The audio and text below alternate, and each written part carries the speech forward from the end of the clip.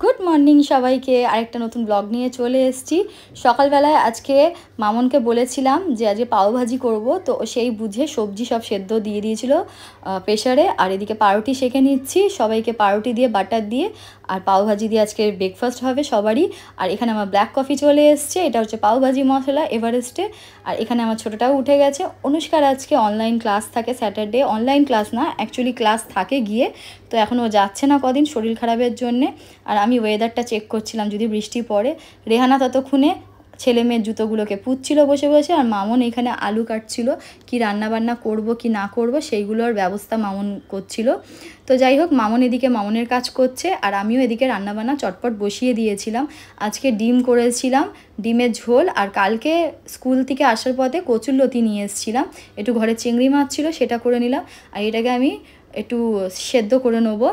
আর মশলাটা করে রেখে দিয়েছি, এখানে ভিজিয়ে রেখে দিয়েছি। আজকে আরেকটুখানি জিনিস করেছিলাম, সেটা হচ্ছে চিকেন রেজালা। তো চিকেন রেজালাটা করে রেখেছিলাম, সেটা রাত্রিরের জন্য, সেটা আর সকালে কাউকে দেবো না। তো ভাত হয়ে গেছে, রান্না বান্নাও হয়ে গেছে, এখানে পেঁপে কেটে রেখেছি, এটা আমি খাবো। তারপরে আমরা আজকে বিকালে বেরিয়ে গেছিলাম অভিজিতের সাথে। তো অভিজিতের সাথে গেছিলামই কোয়েস্টে, যেরকম কালকে কাজলের সাথে গেছিলাম কোয়েস্টে, আজকে অভিজিতের সাথেও কোয়েস্টে গেছিলাম অনুষ্কার জামা কাপড় আনবো। তো এখানে আমরা বেরিয়ে গেছি রেডি হয়ে। আর অভিজিৎ ছিল না আমাদের সাথে, অভিজিৎকে আমরা পরে এক জায়গায় ছিল সেখান দিয়ে নিলাম। আর এখানে এই দেখো, ও সুযোগ পেলেই গেট খুলে হাওয়া খেতে থাকে, ওর খুব ভাল লাগে। ক্রেটার এই গাড়ির ওপরে যে রূপটা খোলা থাকে সেটাতে ও দাঁড়াতে খুব ভাল লাগে, কিন্তু অনেক সময় পুলিশ দেখলে না সেটাকে বকাবকি করে। তোর বাবা বলছিল নেমে যা, বন্ধ করে দিই।